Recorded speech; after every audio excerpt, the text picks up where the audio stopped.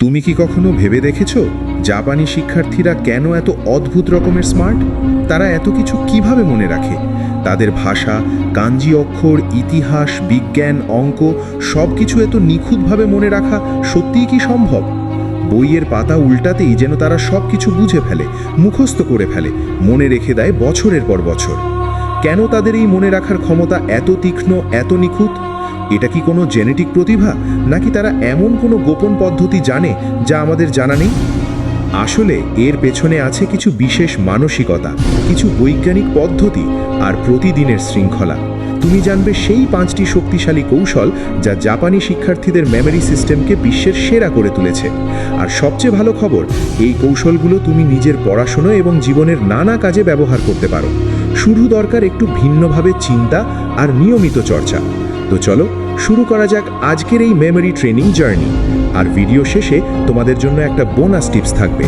Technique number 1, active recall.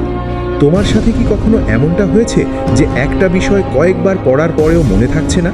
তবে শুনে রাখো, শুধু বারবার পড়লে হয় না। যেটা মনে রাখতে চাও তা নিজের মস্তিষ্ক দিয়ে বারবার আইডেন্টিফাই করতে শেখো। এই কৌশলটিই বলা হয় অ্যাক্টিভ রিকল, বাংলায় যাকে বলা হয় সক্রিয় মনে রাখার কৌশল। জাপানি শিক্ষার্থীরা এই পদ্ধতিটাই দৈনন্দিন জীবনে সবচেয়ে বেশি ব্যবহার করে। অ্যাক্টিভ রিকল মানে হলো তুমি যা পড়ছো সেটা নিজে নিজে মনে করার চেষ্টা করা। তুমি বই থেকে পড়লে সেটা শুধু চোখ দিয়ে দেখা হয়, কিন্তু অ্যাক্টিভ রিকল শেখায় বই বন্ধ করে নিজের মাথা দিয়ে উত্তর দাও। নিজেকে প্রশ্ন করো, উত্তর খোঁজো, আর সেটা নিজের ভাষায় বলো। একটা গবেষণায় দেখা গিয়েছে যারা শুধু পড়ে তারা 20 থেকে 30% মনে রাখতে পারে, কিন্তু যারা অ্যাক্টিভ রিকল করে তারা 70 থেকে 80% পর্যন্ত মনে রাখতে পারে। টেকনিক নাম্বার 2, স্পেসড রিপিটিশন বা বিরতির পুনরাবৃত্তি। তুমি তোমার ভুলে যাওয়ার অভ্যেসটা বদলাতে পারো এই স্পেসড রিপিটিশন দিয়ে। তুমি কি কখনো এমনটা বলেছো যে কিছুদিন আগেই তো পড়লাম কিন্তু এখন কিছুই মনে নেই? একবার ভাবো তো, সেই পড়াটা তুমি কতবার পড়েছো? সমস্যাটা হলো তুমি হয়তো পড়েছো ঠিকই, কিন্তু পড়ার সময়টা একবারই, আর সেটাই বড় ভুল। জাপানি শিক্ষার্থীরা এই ভুলটা করে না। তারা জানে শেখা মানেই শুধু একবার মুখস্থ করা নয়, বরং সময় দিয়ে বারবার মনে করিয়ে দেওয়া। আর এজন্যই তারা ব্যবহার করে এই অসাধারণ কৌশল।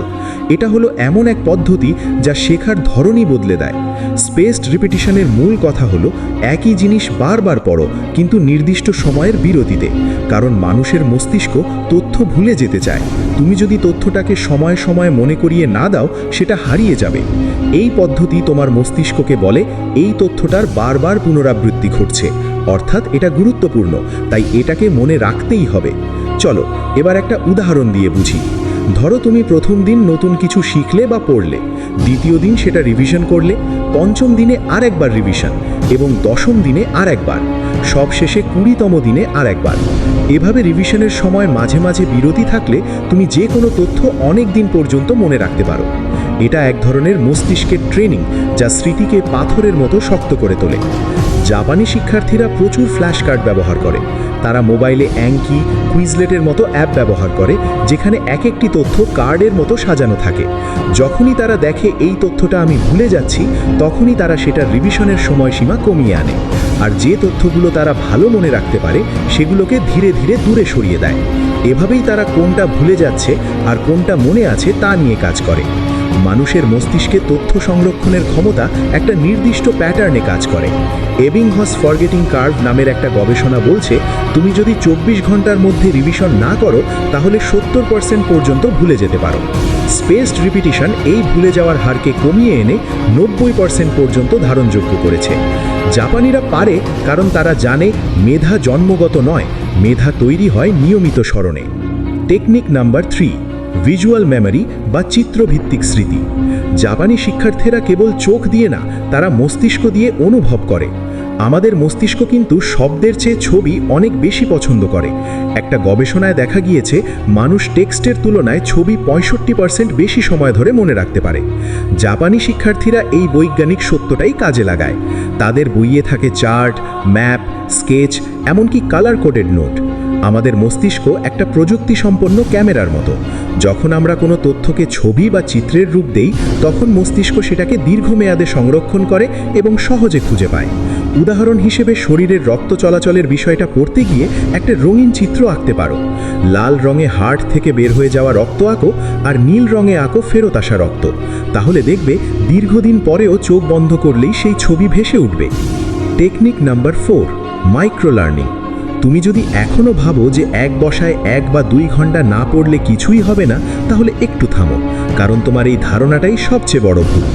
জাপানি শিক্ষার্থীরা কি করে জানো? তারা জানে একটানা দীর্ঘ সময় ধরে পড়া নয়, বরং ছোট ছোট লার্নিং ইউনিটেই লুকিয়ে আছে প্রকৃত স্মার্টনেস। তোমার ব্রেন কখন সবচেয়ে ভালোভাবে কাজ করে জানো? যখন তুমি তাকে প্রেশার না দিয়ে বরং সময় দাও, বিশ্রাম দাও আর ঠিকঠাক ব্রেক দাও। আর এই ধারণা থেকেই এসেছে এক অসাধারণ টেকনিক, যাকে বলা হয় pomodoro technique.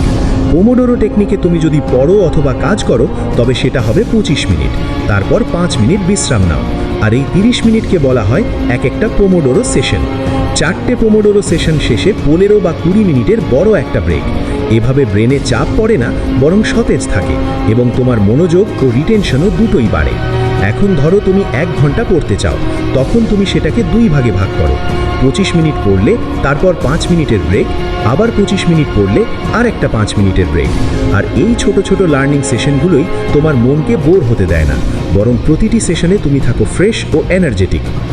Technique number 5, teach to learn, অর্থাৎ শিখে শেখাও। তুমি কি জানো শেখার সবচেয়ে শক্তিশালী উপায় কি?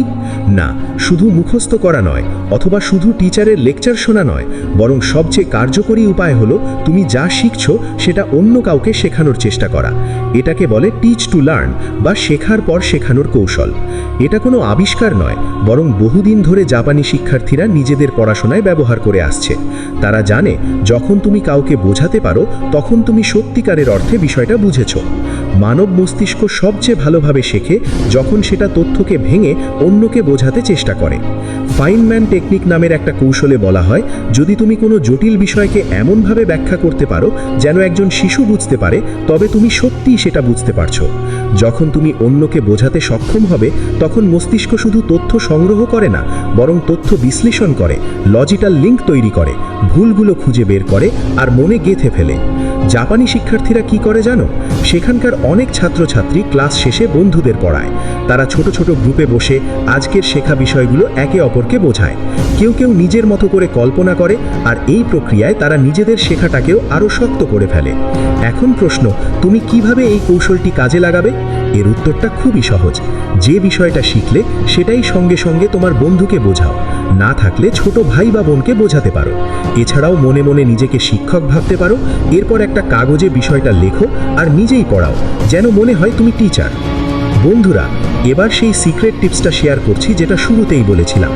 গানবারু ও কাইজেন হলো জাপানি শিক্ষার্থীদের সাফল্যের একটি বড় রহস্য।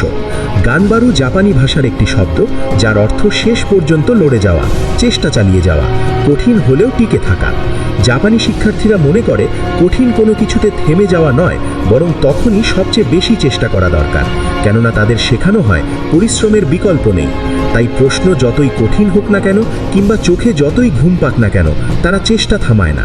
তুমি যখন পড়তে বসো, তখন মোবাইলে আসা নোটিফিকেশন তোমার মনোযোগ হারানোর কারণ হয়ে দাঁড়ায়, কিন্তু গানবারু শেখায় যা করা দরকার শুধুমাত্র সেটাই করো। অন্যদিকে কাইজেন হলো প্রতিদিন 1% উন্নতির দেখা পাওয়া। কাইজেন মানে ছোট ছোট পরিবর্তনের মাধ্যমে ক্রমাগত উন্নয়ন। জাপানি শিক্ষার্থীরা জানে বড় লক্ষ্যে পৌঁছতে হলে প্রতিদিন একটু একটু করে উন্নতি করতে হয়। তারা জানে স্মৃতিশক্তি হুট করে বাড়ে না, শেখা হুট করে হয় না, কিন্তু প্রতিদিন 1% উন্নতি হলে সেটা বছরে গিয়ে দাঁড়ায় 365%-এ। চলো এবার বাস্তবে একটা উদাহরণ দেখি। ধরো তুমি ইংরেজি শব্দ মুখস্থ করতে চাও। আজ তুমি 5টি শব্দ মুখস্থ করলে, কাল 6টি, পরশু 7টি। এভাবে ধীরে ধীরে মাত্র একটি শব্দ বাড়িয়ে পড়লে মাস শেষে তোমার মুখস্থ হবে 150 থেকে 200টি শব্দ, আর 1 বছরে তা গিয়ে দাঁড়াবে 2000-এর বেশি শব্দ। অর্থাৎ বুঝতেই পারছো, শুধুমাত্র প্রতিদিন একটু চেষ্টা করলে মাত্র 1 বছরে তুমি ইংরেজি ভাষায় কতটা পারদর্শী হয়ে উঠতে পারবে। বন্ধুরা, যদি তুমি জাপানিজদের মতো নিয়মিত চেষ্টা করো, পাশাপাশি সময়ের মূল্য বোঝো এবং ছোট বিষয়কে গুরুত্ব দাও, তাহলে তোমার স্মৃতিশক্তিও জাপানিজদের মতো পাওয়ারফুল হয়ে উঠবে। তুমিও পারবে যে কোনো কঠিন পরীক্ষায় সফল হতে, চাকরির ইন্টারভিউতে সাবলীলভাবে প্রশ্নের উত্তর দিতে বা নিজের লক্ষ্য পূরণ করতে। তাছাড়া জাপানিজদের এই কৌশলগুলো শুধু মেমোরির জন্য নয়, জীবনের অনেক ক্ষেত্রেই কাজে আসবে। আশা করি আজকের এই ভিডিওটাও তোমার জীবনে কোনো না কোনো কাজে আসবে। যদি ভালো লেগে থাকে তাহলে ভিডিওতে একটা লাইক করতে পারো। দেখা হচ্ছে পরবর্তী ভিডিওতে, ততক্ষণ পর্যন্ত সাবস্ক্রাইব করে সাথেই থাকো। Thanks for watching.